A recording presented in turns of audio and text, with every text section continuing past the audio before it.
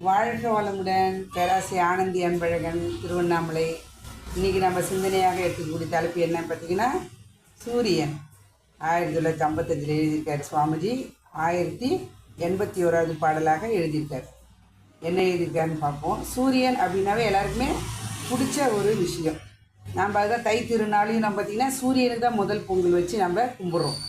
கண்ணுக்கு தெரிந்த கடவுள் சூரியன் இல்லை அப்படின்னா எதுவுமே இல்லை. இப்போ நம்ம அதை சிந்தனைக்கு எடுத்துக்கலாம். ஆதித்தன் என்னும் அண்டதியக்கம் நோக்க அது பெரிய கன லண்டம் ஆகா ஆகா சோதித்து பார்க்க அதன் சூடு தன்னை சொற்கடந்த நிலையென்றோ கருவியது வழிக்க யார் உண்டு வான வீதி வழிநெடுக்க நம் சத்த பூரணம்தான் பேதித்து சணலமுற்று நிலையைத்தான் பேரறிவில் பேசுகின்றேன் இங்கே வாரீர் அப்படின்னு கொடுத்துருக்காரு. அப்போ ஆதித்தன் என்றும் அண்டதியக்கம் நோக்க, நம்மளோட வாழ்க்கைக்கும் சூரியனுக்கும் தான் உறவு. பாருங்கள், நம்மளே எனர்ஜியாக இருக்குது. பார்த்திங்கன்னா காலையில் எழுந்த உடனே சூரியன் வரும்போதே நம்ம எனர்ஜியாக எழுந்திருக்கிறோம். சூரியன் மறைய மறைய மறைய பார்த்திங்கன்னா அப்போ நம்மளோட வாழ்க்கை முறையும் மாற்றங்கள் வந்துட்டு. அந்த காலத்தில் பார்த்திங்கன்னா சூரியனை எந்த இடத்துலேருந்து வருது, எப்படி போகுது, எங்கே வருதுன்னு வச்சு டைமிங் சொல்லிவிடுவாங்க. அந்தளவுக்கு சூரியனை ஒத்து தான் வாழ்க்கையை நடத்திட்டு இருக்காங்க.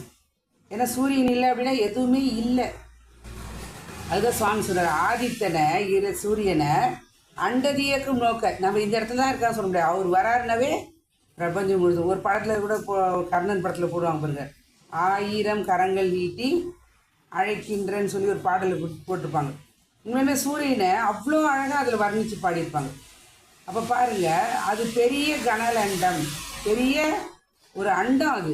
அது இது நெட்டில் பார்த்தவங்க தெரியும். ஒரு தடவை யூடியூப்லேயே பார்த்தேன் நான். அப்படியே நம்ம என்ன சொல்கிறதுனா அப்படி தான் சொல்ல முடியும், குழம்பு தான் சொல்ல முடியும். அடுப்பில் பார்த்தீங்க அப்படின்னா ஒரு குழம்பு கொதித்து கொதித்து உள்ளே போயிட்டே இருக்கும். அதாவது குழம்பு கொதித்து உள்ளே போகும். அதுபோல் அது சூரியன் சூழ்ந்தழுத்து மாற்றலால் கொதிச்சு கொதிச்சு என்ன பண்ணுங்க, தனக்குள்ளேயே வைத்துக் கொள்கிறது. அதோட சக்தி தான் பார்த்திங்கன்னா இந்த பிரபஞ்சம் முழுவதும் இயங்கி கொண்டிருக்கிறது. அப்போ அதை பார்த்தோம் அப்படின்னா ஆகா ஆகா வியக்கத்துக்கே முடியல, சொல்லவே முடியாது, வார்த்தையில் சொல்லவே முடியாது.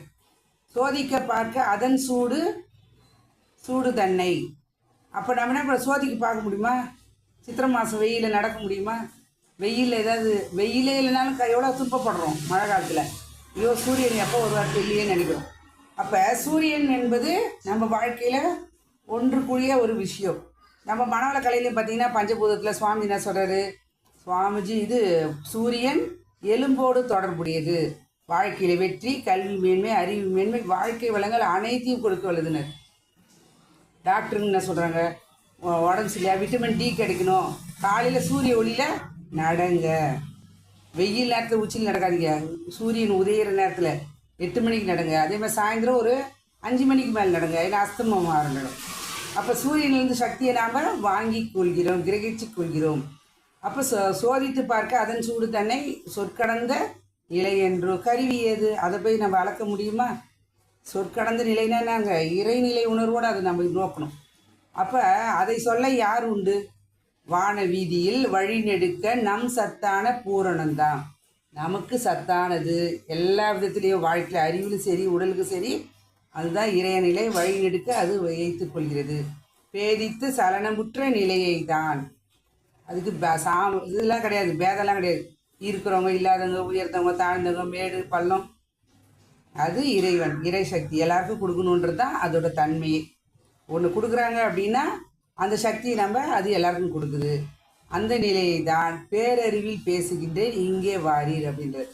அதாவது பார்த்திங்கன்னா இந்த நிலையை நீங்கள் உணரணும் அப்படின்னா பேரறிவு. நாம் உடல் அளவில் எல்லை கட்டி இருக்கும்போது சிற்றறிவு.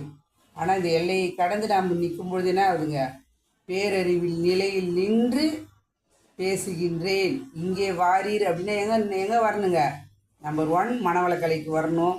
நம்பர் 2 ஞான நிலையை, பேரறிவில் சிற்றறிவு விற்று சிற்றின்பத்தை விற்று பேரறிவில் பேரின்பத்தை அந்த அனுபவித்தோம் அப்படின்னா எந்த பொருளை நாம் உணர்ந்து கொள்கிறோமோ அந்த பொருள் தன்மையாக நாம் மாறினாதான் அந்த தன்மையை உணர்ந்தால்தான் நாம் சொல்வது மற்றவர்களுக்கு கண்டிப்பாக ஏற்பாகும். அந்த நிலையை ஒரு நல்ல ஒரு அற்புதமான ஒரு மனவளக்கலையை கொடுத்த குருவர்களுக்கும் இதை நமக்கு உணர்த்திய இறையர்களுக்கும் இதை நாம் உணர்ந்து மற்றவர்கள் போதிக்க அளவுக்கு உயர்த்திய குருவர்களுக்கும் இதுகாலம் செய்யும் எடுத்த அனைத்து நல்ல அன்பு உள்ளவர்களுக்கும் நன்றி நன்றி நன்றி.